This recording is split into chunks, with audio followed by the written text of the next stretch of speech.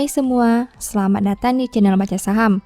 Pada video ini, kita akan bahas satu topik dengan judul Banyak orang jadi miliarder karena beli saham ini. Harga naik dari 1.000 menjadi 20.000. Untuk itu, simak video ini sampai habis ya, agar mendapat pemahaman yang utuh. Ada satu perusahaan yang dulunya sempat membuat sejarah. Harga sahamnya naik dari 1.000 menjadi 20.000. Banyak orang yang menjadi kaya mendadak karena beli saham ini. Nah, di tahun 2021 ini, perusahaan kembali memperlihatkan hal yang menarik. Dengan skala yang sudah besar, valuasi perusahaan ini tergolong cukup rendah. Tentu saja dengan kinerja yang terus bertumbuh. Apakah kamu ingin melihatnya lebih jauh lagi? Sekarang saya mau bahas laporan keuangan triwulan 2 2021 saham ini. Berhubung laporan keuangan terbarunya sudah terbit, mari kita lihat perkembangan kinerjanya. Oh ya, di akhir video, saya akan memberikan kesimpulan dari analisa yang dilakukan. Untuk itu, nonton sampai selesai ya. Seperti biasa, pembahasan ini bersifat edukasi dan bukan rekomendasi. Kamu bisa saja rugi jika beli saham ini. Untuk itu, selalu berhati-hati sebelum membeli saham. Disclaimer on ya. PT Indakiat Pulp and Paper berdiri tahun 1976. Artinya, saat video ini dibuat, INKP berusia sekitar 45 tahun. Perusahaan kertas ini sudah berusia 45 tahun. Salah satu keunggulan dari INKP adalah berada dalam grup Sinarmas yang merupakan salah satu grup konglomerat di Indonesia. Selain itu, bisa dikatakan kertas merupakan salah satu kebutuhan utama bagi dunia kerja maupun sekolah. INKP juga merupakan salah satu market leader di industri ini yang sudah punya nama dengan brand produknya. Nah, mari kita bahas laporan keuangan terbaru saham ini. Pertama, aset. INKP punya aset 8,47 miliar dolar di tahun 2021. Sedangkan di tahun 2020, asetnya berjumlah 8,49 miliar dolar. Artinya, aset perusahaan turun 0,02 miliar dolar atau 0,24% dalam satu tahun ini. Sekarang mari kita analisa lebih jauh. Dari total aset 8,47 miliar dolar, perusahaan punya aset tetap sebanyak 3,41 miliar dolar. Artinya 40,26% aset perusahaan berada dalam bentuk aset tetap. Jika dibandingkan tahun sebelumnya, pos ini naik 0,04 miliar dolar atau 1,19%. Selain aset tetap, ada juga aset lancar lainnya pihak ketiga. Dari total aset 8,47 miliar dolar, perusahaan punya aset lancar lainnya pihak ketiga sebanyak 0,96 miliar dolar. Artinya 11,33% aset perusahaan berada dalam bentuk aset lancar lainnya pihak ketiga.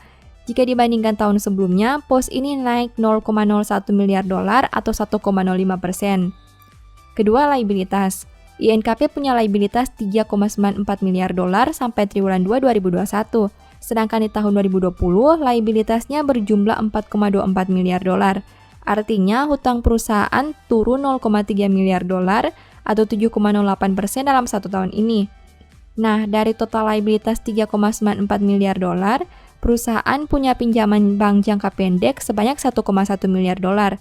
Artinya, 27,92% hutang perusahaan berada dalam bentuk pinjaman bank jangka pendek. Jika dibandingkan tahun sebelumnya, pos ini naik 0,12 miliar dolar atau 12,24%. Selain pinjaman bank jangka pendek, ada juga pinjaman jangka panjang. Dari total liabilitas 3,94 miliar dolar, perusahaan punya pinjaman jangka panjang sebanyak 0,64 miliar dolar. Artinya 16,24% total hutang perusahaan berada dalam bentuk pinjaman jangka panjang. Jika dibandingkan tahun sebelumnya, pos ini turun 0,4 miliar dolar atau 38,46%. Ketiga, ekuitas. INKP punya ekuitas 4,53 miliar dolar sampai triwulan 2 2021. Jika dibandingkan tahun sebelumnya dengan angka 4,24 miliar dolar, berarti ekuitas perusahaan naik 0,29 miliar dolar atau 6,84%. Dari total ekuitas 4,53 miliar dolar, perusahaan punya saldo laba yang belum ditentukan penggunaannya sebanyak 2,32 miliar dolar. Artinya 51,21% ekuitas perusahaan berada dalam bentuk saldo laba yang belum ditentukan penggunaannya. Jika dibandingkan tahun sebelumnya, pos ini naik 0,29 miliar dolar atau 14,29%. Keempat, pendapatan. INKP punya pendapatan 1,62 miliar dolar sampai triwulan 2 2021. Sedangkan di tahun 2020, pendapatannya berjumlah 1,48 miliar dolar. Berarti pendapatan perusahaan naik 0,14 miliar dolar atau 9,46% dalam 1 tahun terakhir. Kelima, biaya pokok pendapatan. INKP punya biaya pokok penjualan sebanyak 1,07 miliar dolar. Sedangkan di tahun 2020, biayanya berjumlah 1,01 miliar dolar. Berarti biaya pokok pendapatan naik 0,06 miliar dolar atau 5,94% dalam 1 tahun terakhir. Keenam, laba. INKP mampu menghasilkan laba sebanyak 0,28 miliar dolar. Jika dibandingkan tahun sebelumnya di angka 0,2 miliar dolar, berarti laba perusahaan naik 0,08 miliar dolar atau 40% dalam 1 tahun terakhir. Ketujuh, rasio keuangan. INKP punya ROE 12,48% dengan NPM 17,39%. Sedangkan untuk sisi resiko, saham ini punya DER 86,98%. Rasio profitabilitas perusahaan ini cukup menarik karena konsisten di angka belasan persen. DER-nya juga masih normal meski sudah cukup tinggi dan mendekati angka 100%. Secara keseluruhan, rasio keuangan perusahaan ini masih menarik. Kedelapan, valuasi. Saham ini punya PER 4,79 kali dan PBV 0,60 kali. Inilah daya tarik dari perusahaan yang sedang kita bahas. PER hanya 4 kali dengan PBV 0,6 kali. Cukup jarang kita bisa menemukan perusahaan besar dengan valuasi seperti ini. Apakah INKP masih ke dalam saham pilihanmu? Lakukan analisa mendalam dulu ya. Setelah melihat pembahasan tadi, ini beberapa kesimpulannya. 1. Meski bukan komponen mayoritas, total aset perusahaan berkurang karena saldo kas dan piutang usaha yang menurun.